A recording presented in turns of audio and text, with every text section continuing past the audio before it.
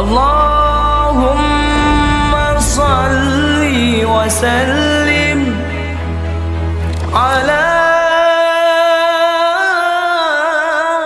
sayyidina Muhammadin.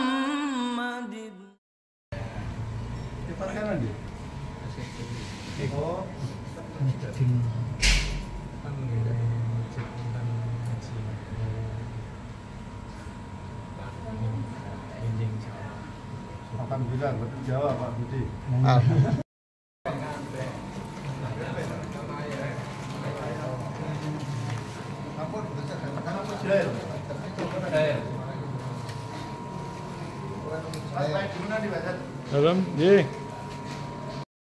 Ayyuhalladzina wong akeh sing padha iman la yaskhor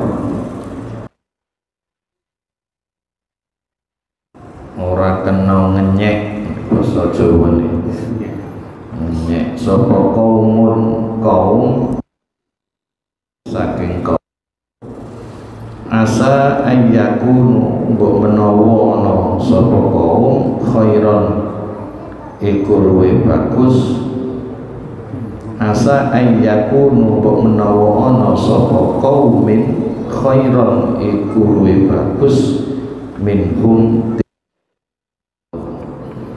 wala nisaun lan ora kena menghina sapa wong wadon min nisain saking wong wadon asa ayyakuna mbok menawa nisain khairan iku luwih bagus nisaun wala talmizu lan aja nyacat sira kabeh anfusakum ing awak dhewe sira kabeh wala natana bazu lan aja manggil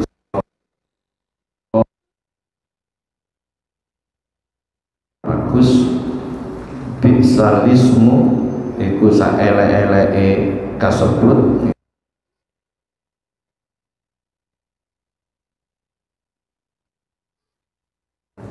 waman lan sabane wong lam yatub kang ora taubat sapa man faulaika mongko utawi man hum ya ulai az-zalimuna iku wong kang zalim. Bismillahirrahmanirrahim. Wahai orang-orang yang beriman,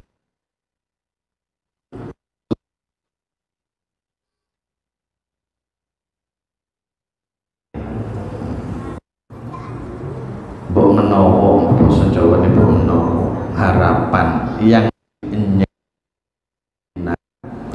itu lebih baik daripada yang menghina.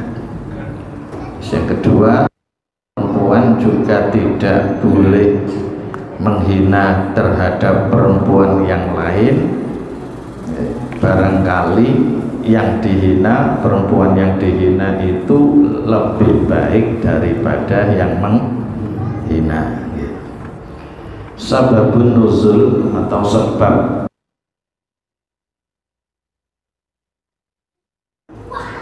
ada sekelompok kaum dari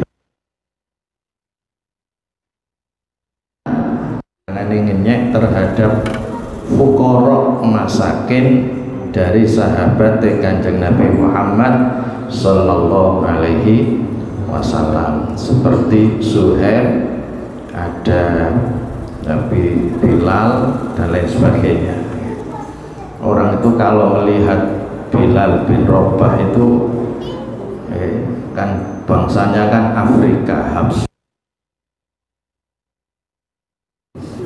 rambutnya kuning, nek meringis ketok untuk netok sikui. Kadang golongan budak. Lah akhirnya Bani Tamim itu menghina terhadap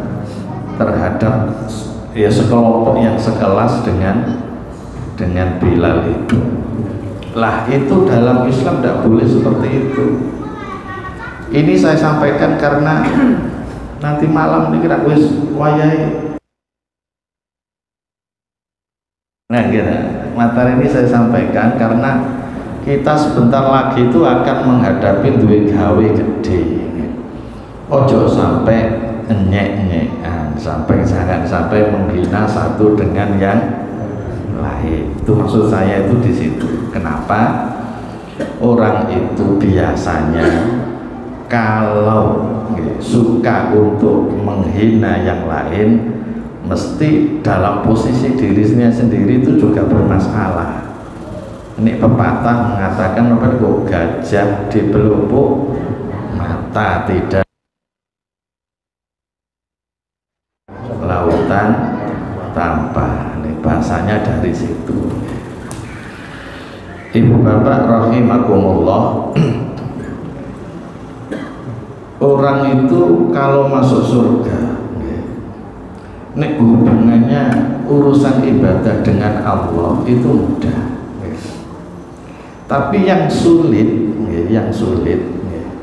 itu kaitannya hablul minan nas. Imam Ghazali mengatakan seperti itu.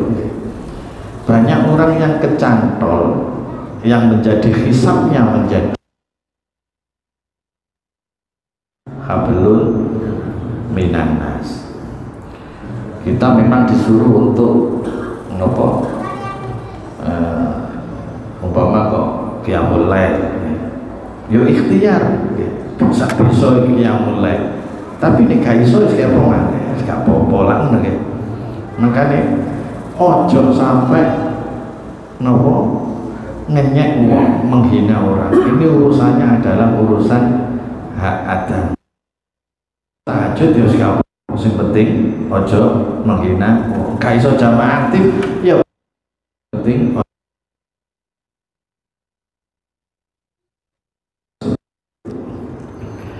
Sehingga Imam Ghazali dalam kitab niku sing dikaji oleh Mas Rul apa niku? Bidayatul Hidayah. Kalau tidak salah di situ beliau itu menjelaskan, kita itu ketika melihat siapapun kita harus beranggapan orang itu lebih mulia dari kita. Ini itu, insya Allah di situ. Orang tua itu konsepnya, ya Allah, orang itu lebih baik dari saya. Karena umurnya sudah panjang, sehingga kesempatan hidup di dunia ini sudah banyak, sholatnya banyak dia waktunya, sehingga dia otomatis lebih baik daripada saya. Melihat anak kecil itu konsepnya, mindsetnya juga dirubah. Anak kecil itu lebih baik daripada saya. Wong awak dhewe pirang-pirang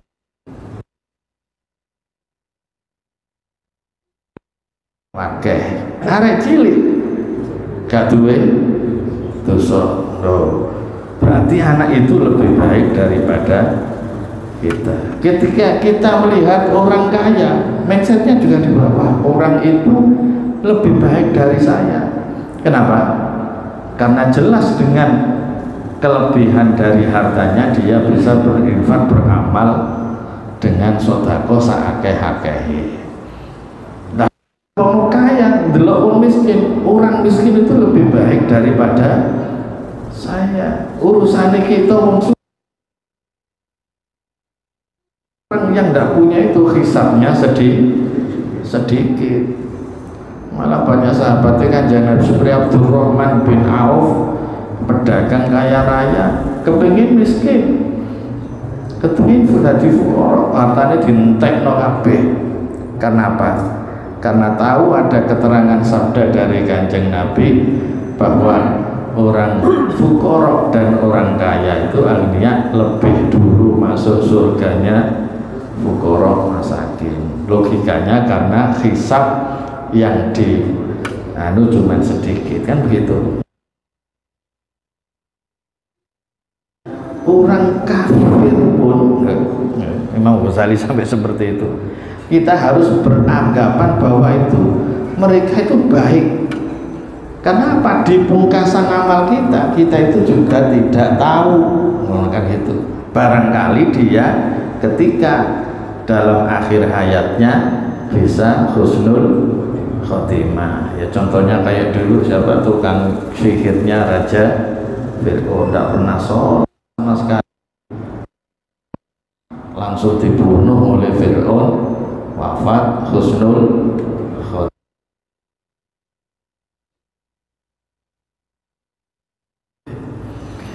Ibu bapak rahimakumullah, munasabah atau hubungan ayat ini dengan ayat sebelumnya, ya, ayat sebelumnya itu innamal mu'minuna ikhwatun fa aslihu baina akhwaikum wattaqullaha la'allakum turhamun.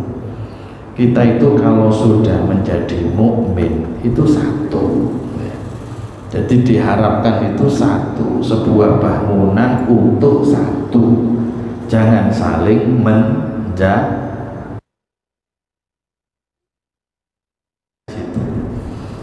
Di ayat ini juga di sebelum ayat innamal mu'minun naik lagi itu ada ayat wa in ta'ifatani minal mu'minina qatatalu, bila ada dua golongan dari orang yang beriman itu maka damaikan. Nah, berarti damai itu adalah harga mahal yang harus kita miliki, karena hidup damai, tentram, ayem itu enak. Negara-negara yang kena konflik kan hidup mertu bom meledak, nggak bisa merasakan kenikmatan. Makanya kedamaian yang ada di negara kita ini harus betul-betul kita syukuri. Lah di ayat sebelumnya ini juga diterangkan munasabahnya, ya. Ada ayat yang apa ini?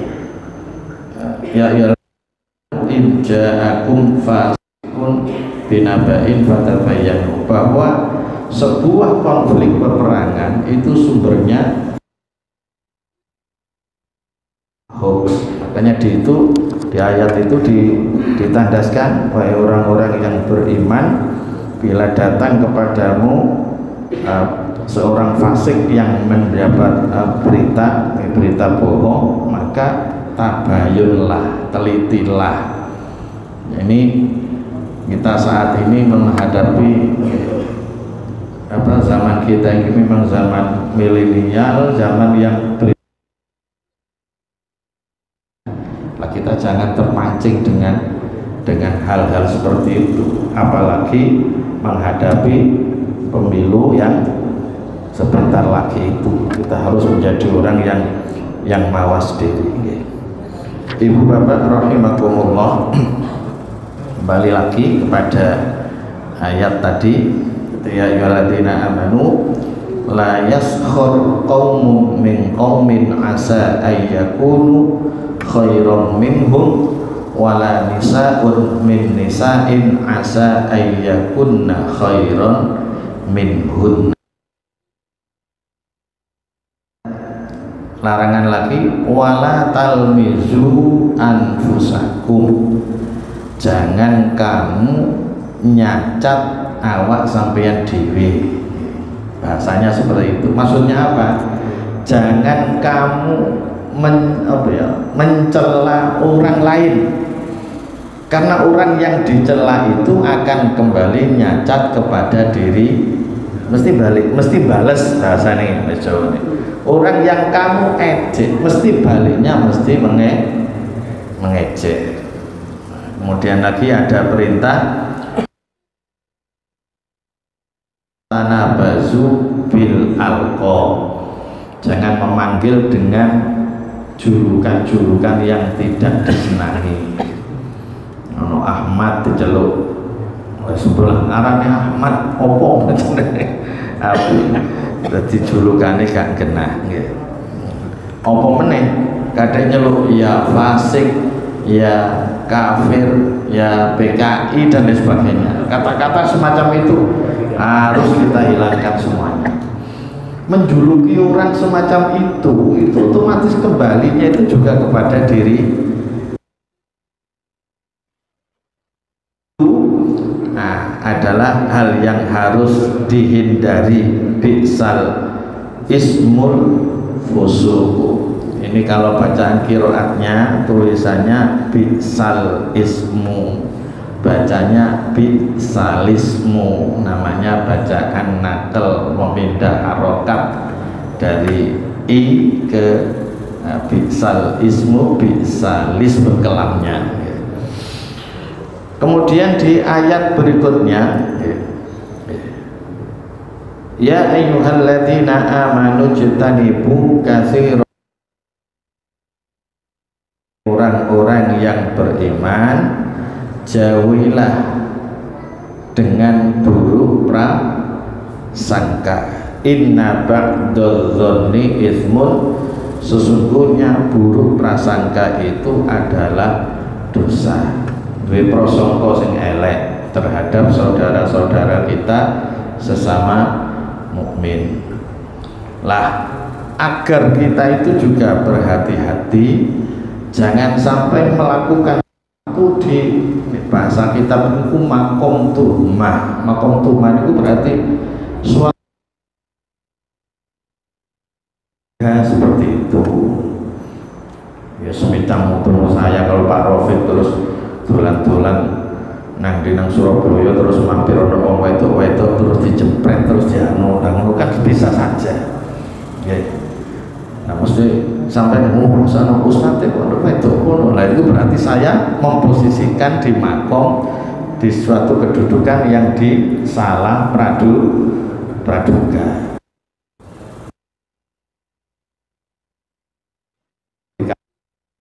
Padahal yo mesti jamaah sopan ustadz yang bujan gak ngerti adik EDW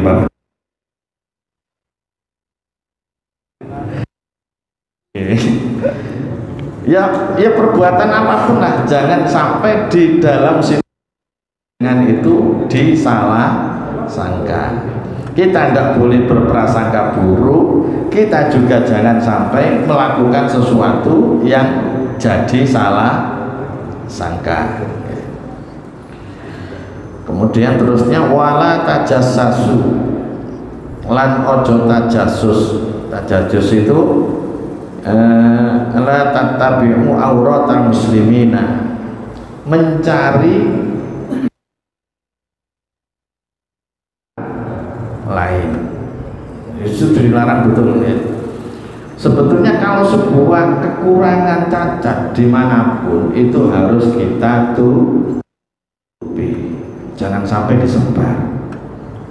Umpama kok amsewu kita tahu teman kita betul melakukan sesuatu yang dilarang, itu jenengan cekli jangan sampai disebar. Orang sekarang kan nggak seperti itu.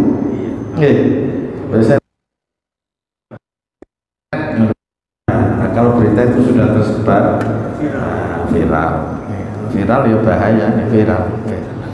Wala tajassasu. Kemudian wala yaghtab ba'dukum ba'dun, ojo ghibah setengah sira ing setengah. Jangan melakukan ghibah.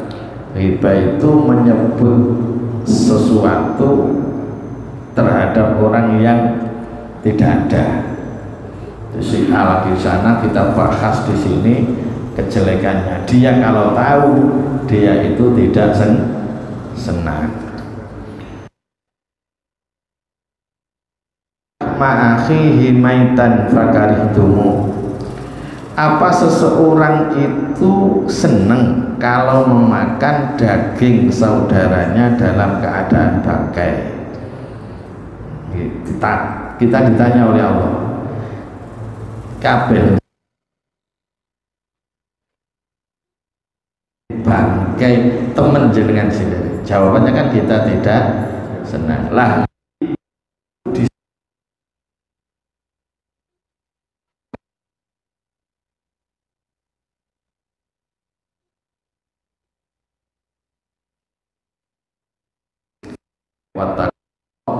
Innallaha tawwabur rahim, sesungguhnya Allah itu zat yang menerima taubat dan maha kasih sayang.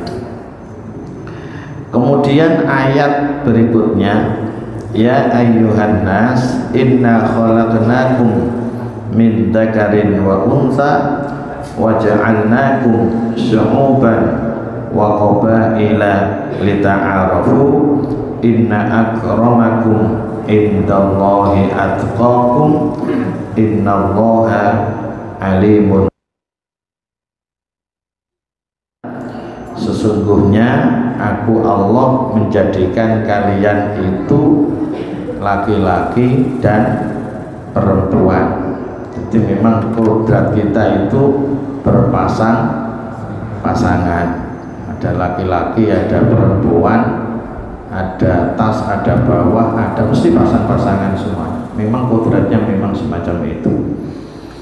Kemudian waja'alnakum syu'uban, dan aku Allah menjadikan kalian bersuku-suku, wa qabaila, dan berkabilah-kabilah. Dan suku dan bangsa ini adalah fungsinya lita'aruf, untuk saling mengenal. Setelah kita berinteraksi satu dengan lain, penilaian Allah adalah inna akramakum indallahi atqakum. Sesungguhnya kalian yang paling mulia, kalian menurut pandangan Allah adalah yang paling bertakwa. Ibu bapak rahimakumullah, makanya hubungannya dengan ayat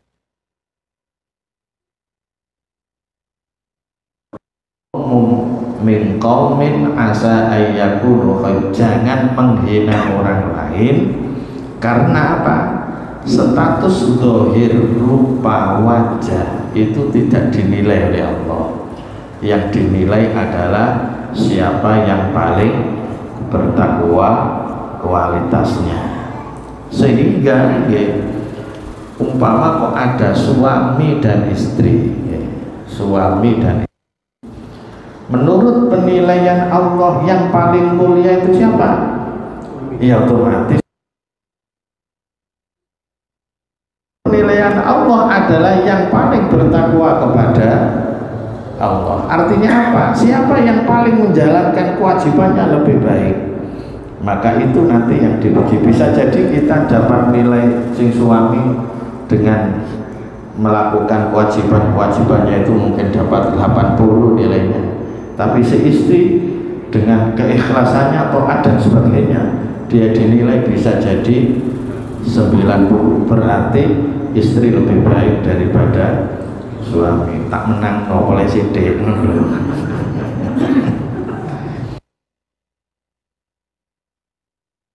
Di Al-Quran itu ada ayat sendiri, wa nadhul mawazinal qista liyaumil qiyamah. Aku meletakkan timbangan yang adil liyaumil qiyamah, untuk hari kiamat. Maksudnya apa? Yaumil qiyam itu hari jeda. Jadi penilaian guru dan murid itu lebih mulia mana? Ya nanti dinilai dari takwanya itu juga, dari takwanya juga. Makanya saya masih ingat penjelasan Al-Maghfurlah Yai Maksud Banyurib Pangkah. Beliau menjelaskan begini, Ustaz, mulia mana? Itu dilihat dari bagaimana pengabdiannya. Artinya saya umpama jadi guru, dengan mengajar murid, keikhlasan saya itu dinilai oleh Allah 80. Lilalah saya punya santri dengan tawadhu'nya, dengan segala kebaikan kepada saya juga, tawadhu'nya dan sebagainya, ternyata dinilai oleh Allah kok 95, gurune 80, santrine oleh 95. Maka derajatnya dia setelahnya akan menghuli derajat kiai ini. Makanya jangan heran koyok diulang iku si A itu murid iki, tapi ternyata kemanfaatannya, kemasyhurannya lebih baik, lebih tersohor santrinya. Bisa seperti itu. Para bapak, para ibu, ayat ini juga yang dijadikan oleh tokoh-tokoh kita mendirikan negara ini. Jadi negara kita Indonesia ini kan pulaunya juga banyak, suku bangsanya juga banyak dan lain sebagainya. Maka pelanggarannya adalah bagaimana takwa itu bisa dimanifestasikan di negara kita ini. Lah, seorang yang bertakwa dengan tinggi sekali itu toleransinya terhadap yang lain itu juga tinggi.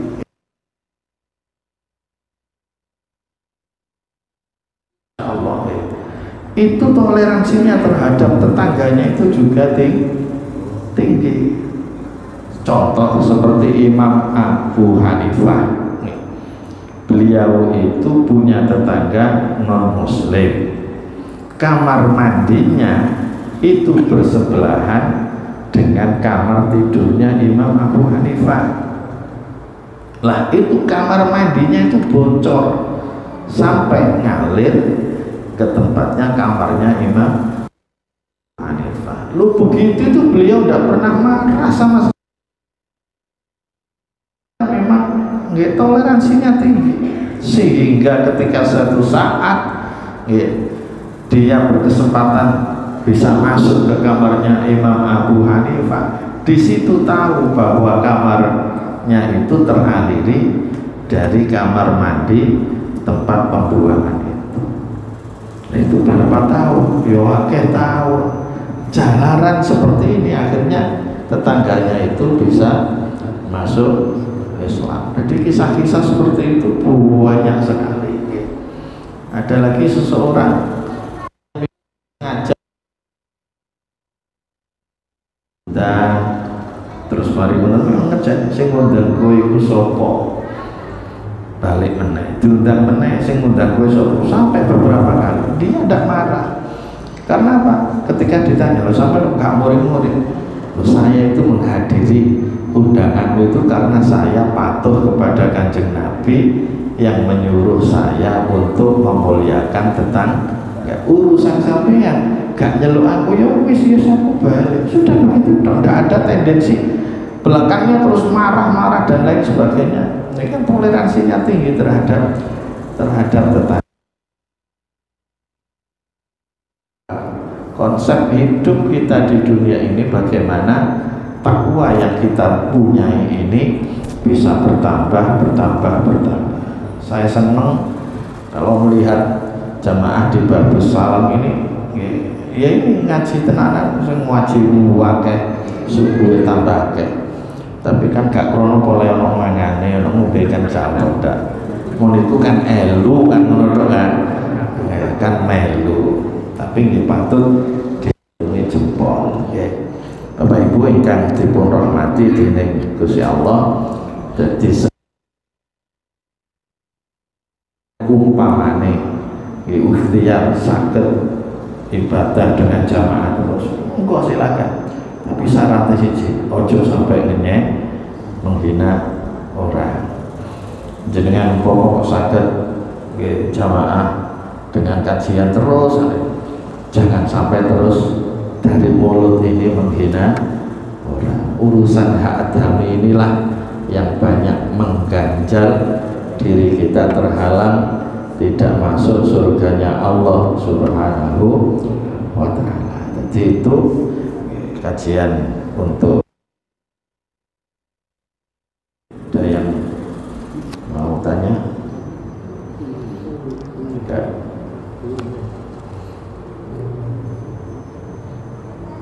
Sebetulnya saya ingin tanya kepada Pak Hasan. Saya itu punya PR Pak Hasan. Lah gak apa-apa tak kira takut Pak Hasan apa apa. Begini Pak Hasan. Teman-teman di kantor itu ada yang bertanya tentang ini dulu apa? Kan faknya beliau perceraian. Mau dibahas di bakso masalah bahasan. Jadi kasusnya begini, ada seorang suami yang mentalak 3 istrinya, kemudian disahkan. Itu pengadilannya memutuskan bisa talak roj'i satu atau langsung talak bain, Pak? Itu sing kula tanya, itu maksud dari pengadilan.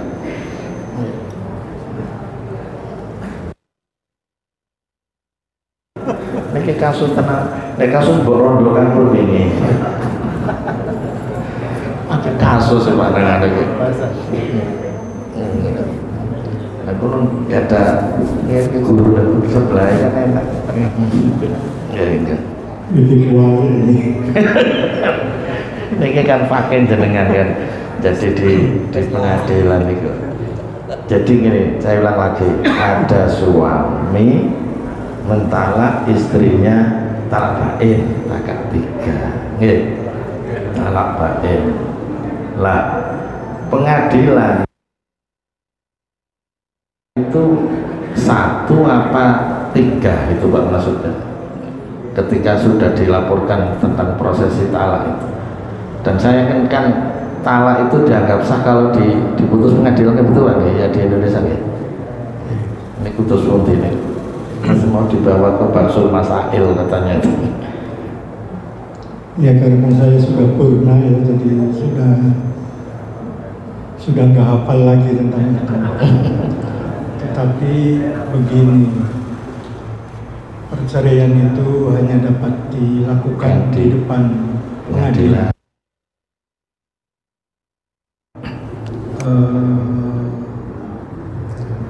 Cerita-cerita dari para sahabat yang matur kepada pembaharuan itu ketika di masa sahabat Umar bin Khattab.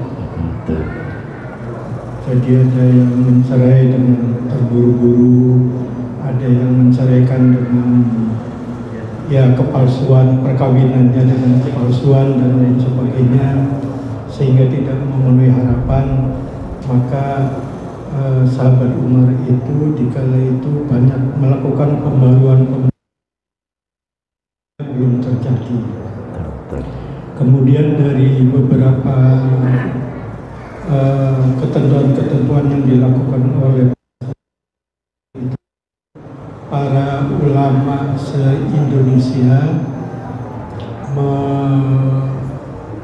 dan juga intelektual se-Indonesia itu membahasnya dari mulai Sabang sampai Merauke. Jadi seluruh Nusantara itu dari mulai pondok-pondok pesantren, kemudian perguruan tinggi Islam dalam satu naskah yang namanya kompilasi hukum Islam. Jadi beberapa pendapat-pendapat di dalam fikih itu kan ijtihad. Jadi ijtihad itu tentu berbeda-beda. Dan di Indonesia itu menganut 4 mazhab, kadang-kadang berbeda-beda. Agar supaya masyarakat Indonesia itu tidak berbeda-beda di dalam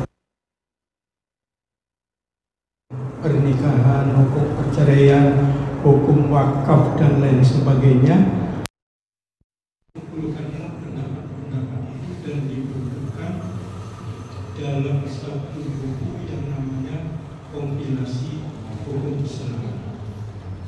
Jadi kalau nggak salah di situ, kalau misalnya ada orang antara 3, maka di dalam kompilasi hukum Islam itu dihukumi talaknya itu talak 1.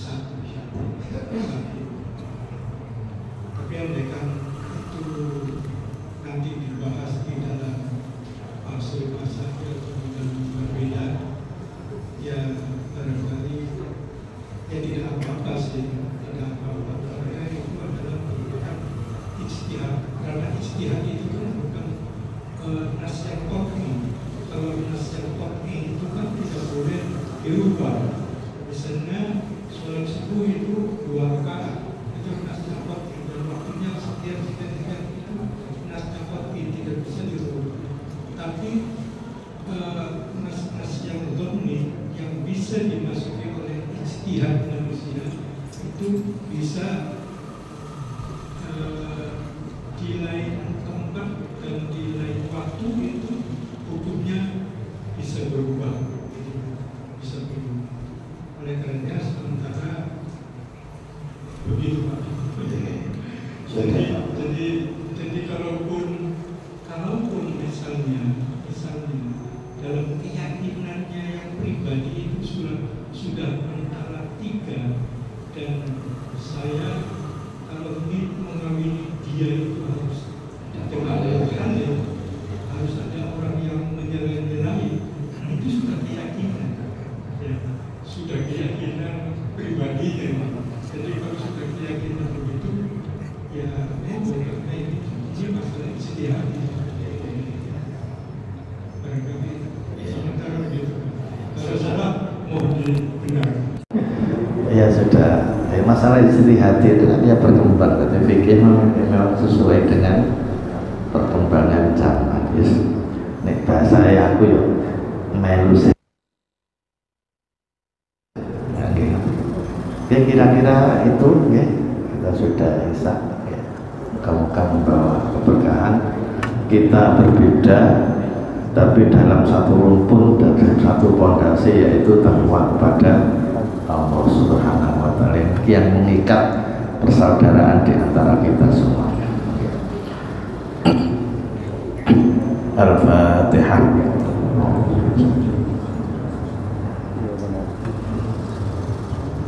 Rabbi fanfa'na